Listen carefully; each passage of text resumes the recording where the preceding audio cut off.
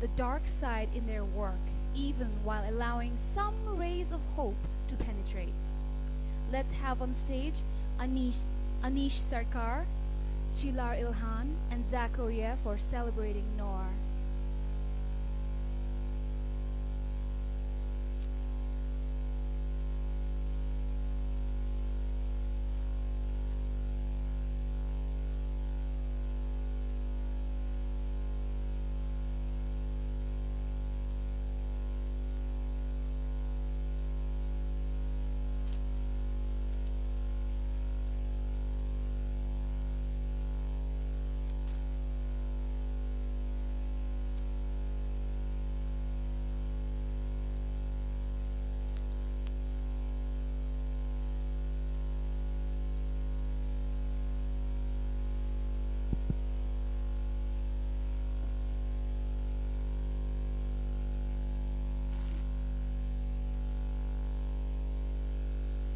It is very great to be here in Bhutan. I've been, like I said in my earlier session, I've been dreaming since I was 9 years old to one day come to Bhutan, and I had to write a lot of books before I was invited to this country. But and I'm also very thrilled to be moderating this discussion between Çiler. His name is Çiler, Turkish writer who just flew in yesterday, and Anish, who is an Indian writer, and whose brother happens to be the Indian ambassador to Bhutan. So, two very important people are on either side of me. But they're also very different authors. Çiler, who is from Turkey, as I said, she writes.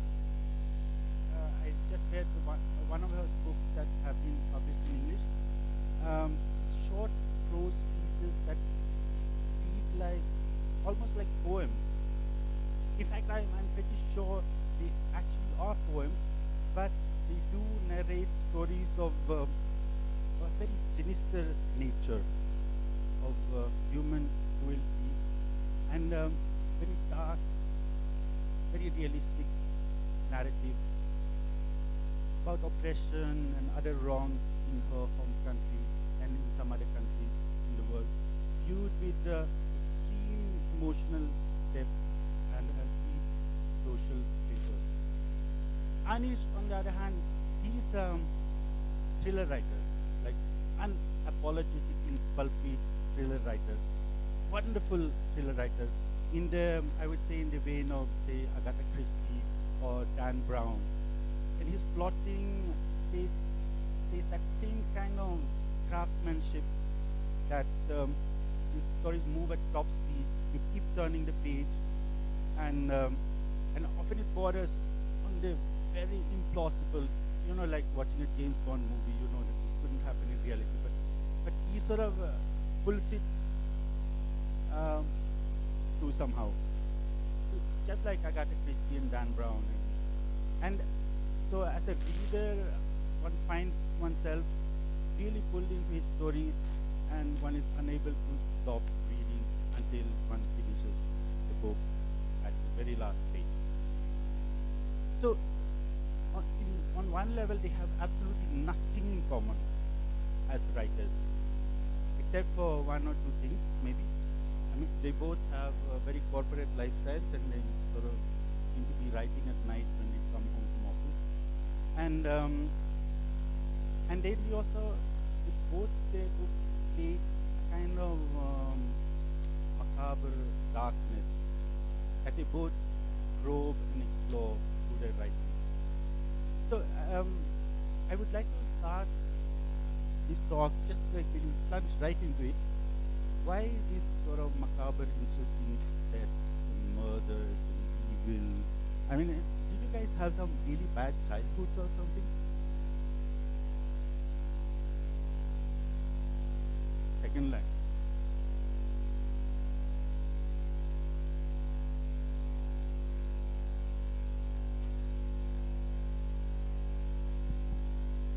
So thanks, Zach. Like you said, I have a corporate life and I have a full-time job. So by trade, I'm a business consultant. So and that's what I've done for most of my career. So clients have come to me and my company saying, we have a lot of problems, and the sky is going to fall down on our heads and our offices and factories. So as consultants, one needs to actually tell them very complex, very nice stories, and convince them that life is really not that bad. So that's been my corporate training. So I realized that I've, through my work, I've become a good storyteller. And the stories that I've been telling my clients are often fictional, but they're quite boring. Okay, so when I started writing, I thought, I think I can write good stories, but why not write something which is far more interesting, far more thrilling. So I think that's how I started writing thrillers. So the question on why macabre, I guess, in my book, especially the current book, I wanted to explore, how evil can evil get, and that's what I tried to make it really dark and as real life as possible. But actually, when I read Çiler's book, I realized that real life evil can be far more than the worst evil that you can imagine in a book or in fiction.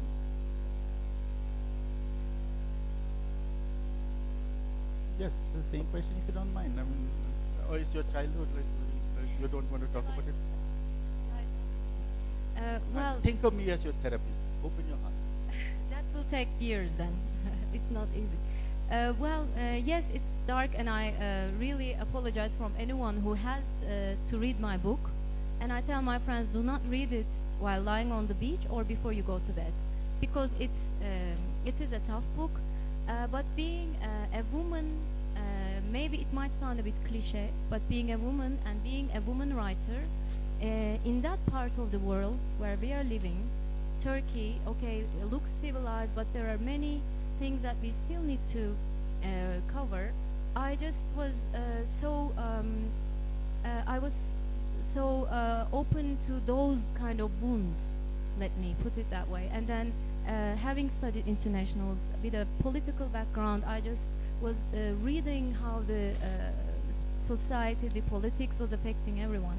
So I just had to get them out of my chest, and it started with the invasion of Iraq, where this mother had to, where I saw this picture of a mother trying to protect the two little boys, and then, but the big brother was already taken to jail to torture to death. So I saw that picture and just couldn't get rid of it, and then the book started haunting me, and then it just kind of was put together. In most of your stories, the evildoers are men and the victims are women, and there are some really nice stories in your book with nice characters, and those nice characters are told from the perspective of dogs. The dog is sort of heroic. One of the dog was a man. It's a boy dog. Boy Yeah, dog. yeah. Yes, yes. Okay, thank you. So, but like, do you feel that dogs are better than men? Right. In general, I prefer any kind of animal to human cruelty, because I think they are more innocent. While we get sophisticated, while we grow, we learn to carry heaviness that actually doesn't belong to being a species on this world, I think. And you are right, many of the characters are men, and that is because I was raised in a macho culture, but there are some men victims who actually are victims, but majority, of course, it's not right to say that men do not suffer, but this is what I witness in the place that I live. Yes. Even you have some sort of liking for dogs, isn't it? And also, in your book, the main evildoers are men, and the women are like, at the most, they're a little bit ambiguous as to their motivations. Well, yes and no. I think one of the principal protagonists in my book is a woman, and she's a very strong character, but a flawed character, like most of the others in the book. And I've written the book in the different voices, so when I was writing in her voice, I had to actually think like a woman, which obviously wasn't easy. And no, there are no dogs in this particular book. Maybe I'll include it in my next one. How was it to write from a woman's point of view? And for you also, I'll ask, how was it to write from a man's point of view? Like, I mean, what was the experience like in those parts of your books that are written from the sort of opposite gender of yourself? I mean, initially it was a little bit difficult because when I started writing a little bit of some of the lines, I realized that, and maybe I don't want to sound very gender biased, but I felt that this is something a man would write, or this is the way a man would react to a certain situation. So, but once you consciously think, how would a woman react to this, or what would be her reaction, or what would be this particular character's reaction, then it started to get easy. It's not that difficult. And for you, about writing about these like horrible men? Man and dog and three. I think it is the beauty and the challenge of being a writer.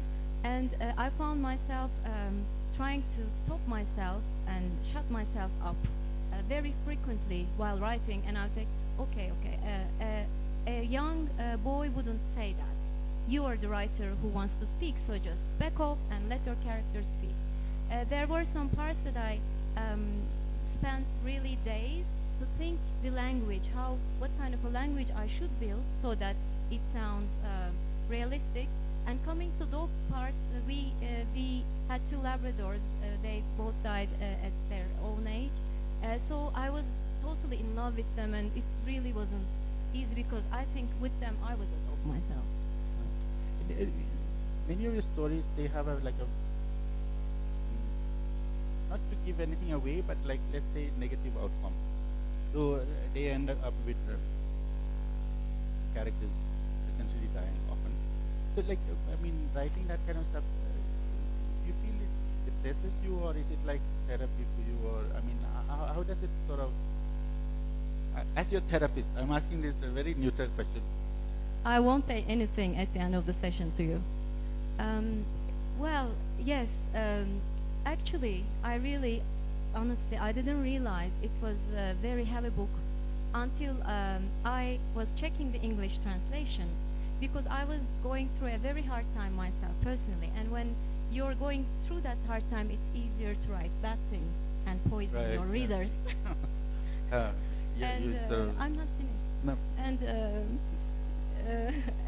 well, and then when I was editing the English translation, I was like, then I was in a better mood. Oh my goodness, why did I write such a book? And I was like, oh, I cannot edit one more page. So that was the kind of reaction. So, but my third book won't be that heavy, maybe. So it will be a happy book. Not a love book, but a bit better. But there is a love story inside, and you totally seem to have missed that. I was a little bit shocked most of the time as I read your book. How about you, Anish? Like when I mean, you have a very vicious murderer at the center of your book. Right? I mean, how does it affect you? Because some of the chapters are also written from his point of view. Like going into that kind of mind. Did you feel like going out in Mumbai at night and knife somebody or something like that? Or was this your way of avoiding doing that? I mean. As I said, this is a theoretical question. I'm not asking him to say anything that incriminates him in front of a court of law.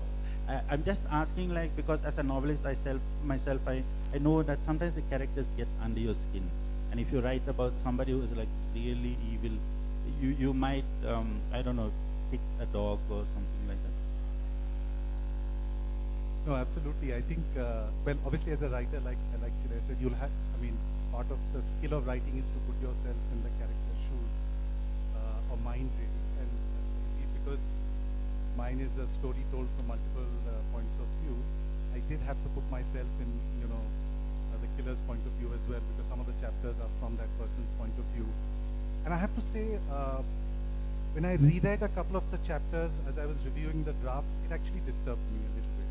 I mean, not the fact that I could write it, that also did at some level. But just the fact that when I read it, I just found it was, is this really too graphic? If it's disturbing me as the writer, is it going to disturb the reader? But I let it be.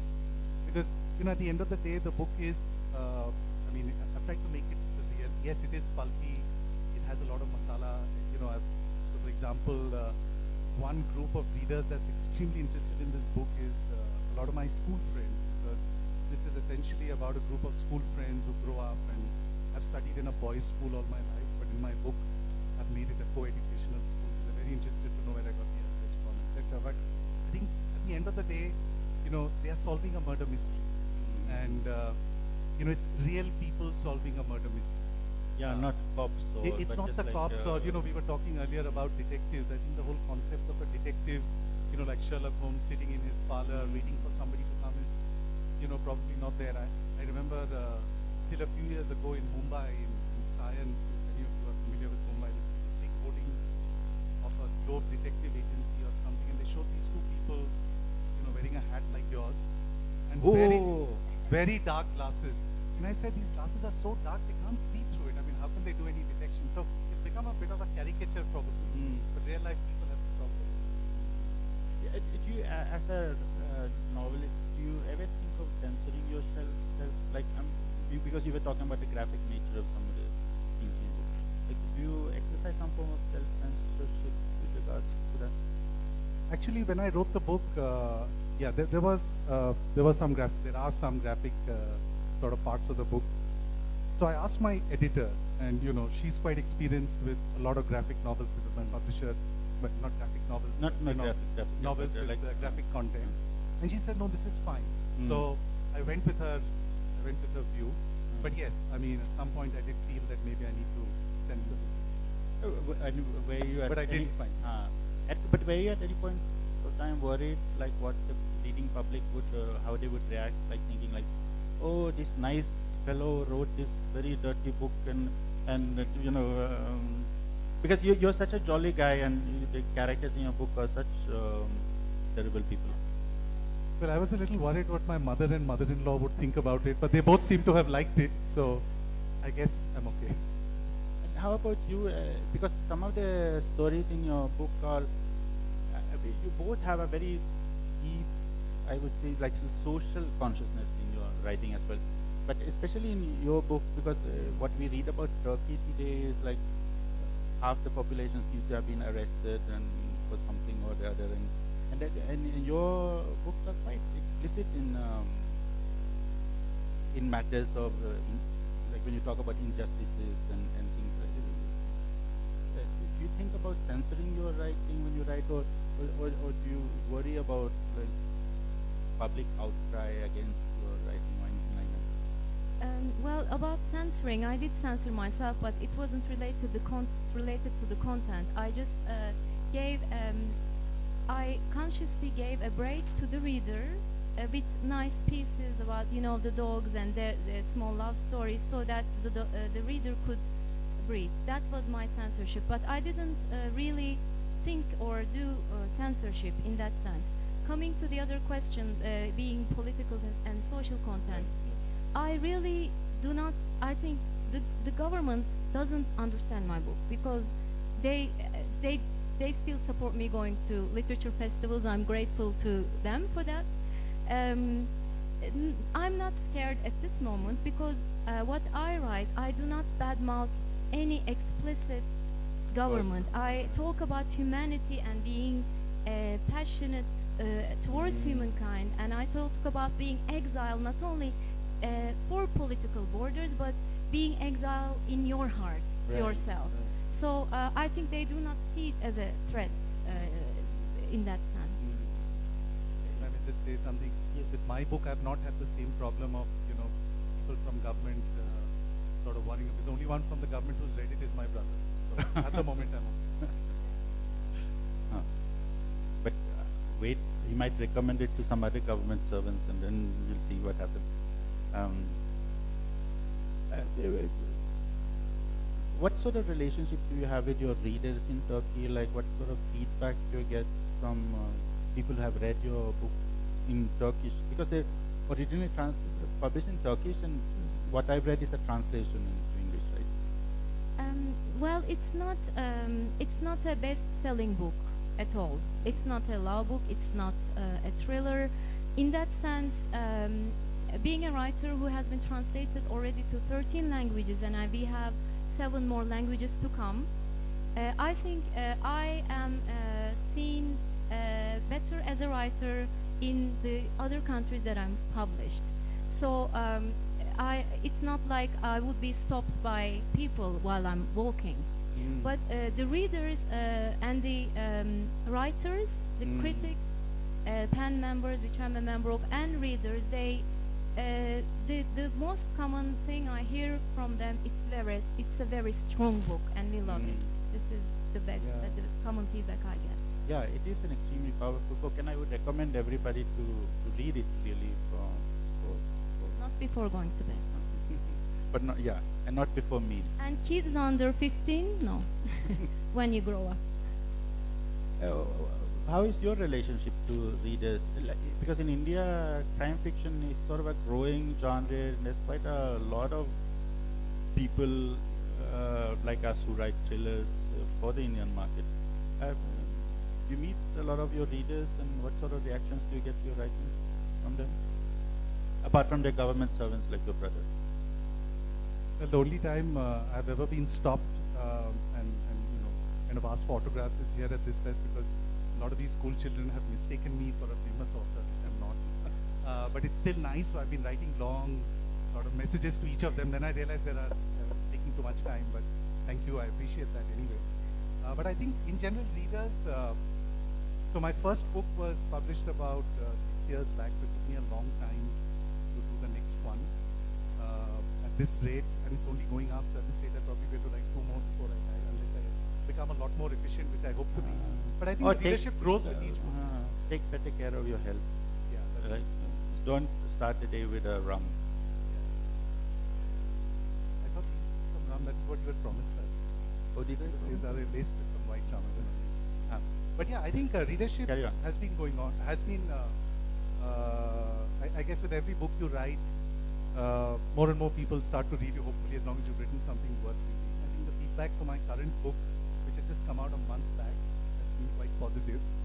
I think in India, crime fiction is popular, but it's probably not as popular, by Indian authors writing in English. Crime fiction is not as popular as other genres like mythological fiction or campus romances, for example. But crime fiction is a very popular genre in India. I think he was speaking about it in some folks were speaking about it in an earlier session. Many of us have grown up reading the Agatha Christie's and the Mr. MacLean's of the world, but that's fiction written by authors from outside India. So I think, and even when I started writing, and I think it's the same with you, Indians or writing crime fiction or crime fiction novels by Indian authors, has never historically been that popular. So I think it's starting to pick up. Yeah, I think in the last 6, 7 years or something it's been growing. And I always like to ask this question of when I'm talking with the crime writers, have you had any personal experience of any crime as a victim or perpetrator? Thanks for clarifying victim. No, not really, other than the fact that, I've had money. I used to be very careless about leaving everything in my hotel rooms. And then I had a very large sum of money stolen from a hotel in Shanghai, which I didn't think possible because it was a very fancy hotel. Since then, I'm very careful. But nothing really other than hopefully. Thank you. How about you? Have you, of the many stories you narrate in your book, they're so realistic, so one keeps wondering, have you experienced anything like this yourself at any point of time, or have you had any friends who have experienced this? Because they're so intensely, felt, the stories that you write. Well, I kill cats after I work, and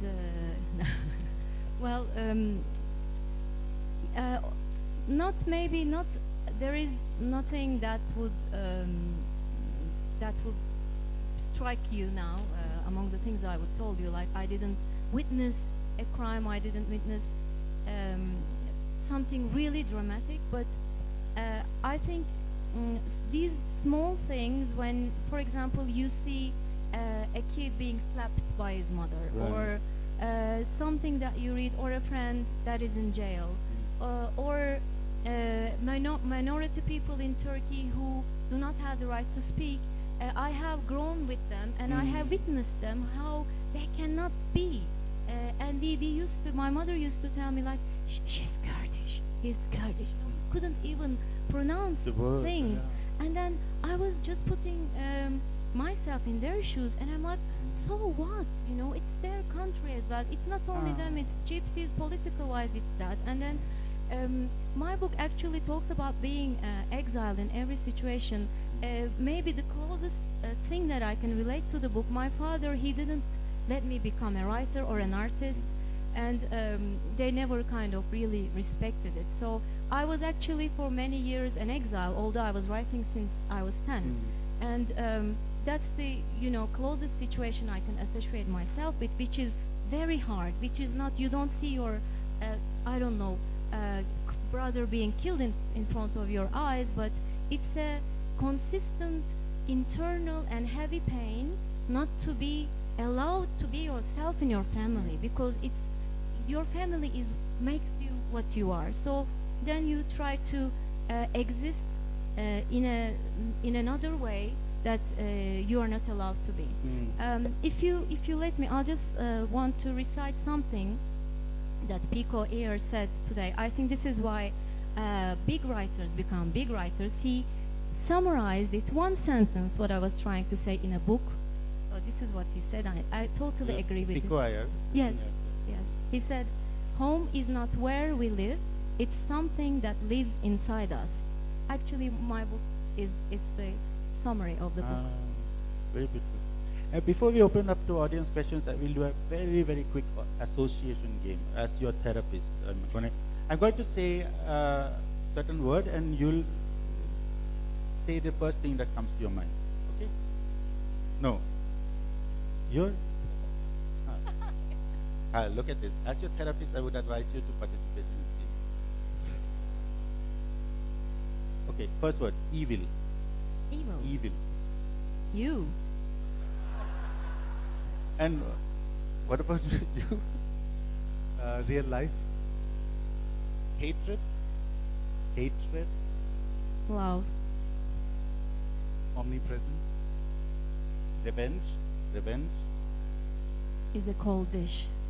Hey, you took my line. That's a line from my book. That's why they got us together. We're soul brothers and sisters. So it's the same answer. Okay. Torture. Torture. Government. Not the Bhutan government. Another government. Your Highness, you won't arrest me after this panel, I hope. No, they have the gross national happiness here. They don't do Yes, that kind of I stuff. know, I know. Getting back to life after this wonderful lit fest. Praise is allowed. Right? Okay. Love. Love. My family. Oh, I thought you would say me. That is secret love. And you? Makes the world go round. Kindness. Kindness. Me. You know, both of you are just going, I mean, everything is a pronoun. I mean, you know. And you go with the songs, which you steal from other artists, make up your own words.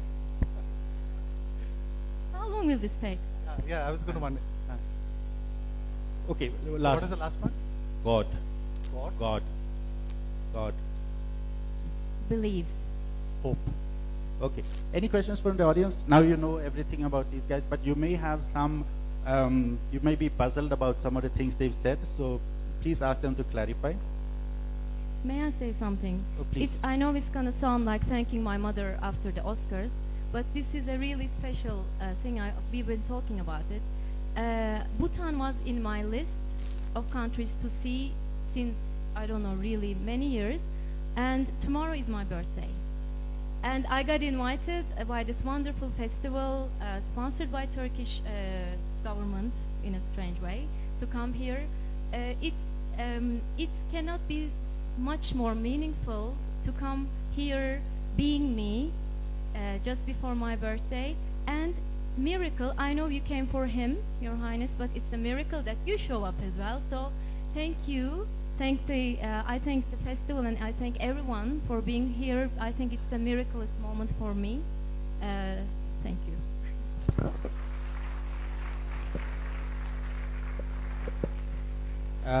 So was there any one audience question? I think we don't have time for more than, oh, there are 3 questions. Can we do 3 questions, organizers? One only. Which one of your questions is most important?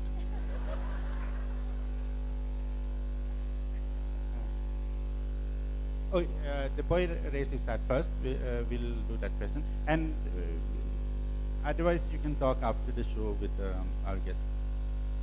Sir? Ma'am, my question is to you. I just want to ask that you have written in your book, in this short conversation, I guess that you write that girls only suffer. Are there girls who go to war? Are there girls who suffer for independence? Or there are men also? It's not 90-10. It's 50-50 as I think. So that's it. You're absolutely right, and actually we covered it very shortly. I talked about girls mostly because most of all I'm a girl and I suffered as a girl what I went through in my country where girls are more, they have more less rights. There are characters in my books who are men and who suffer. I think no one should suffer, nor boys, neither girls, nor dogs, nor plants. Thank you.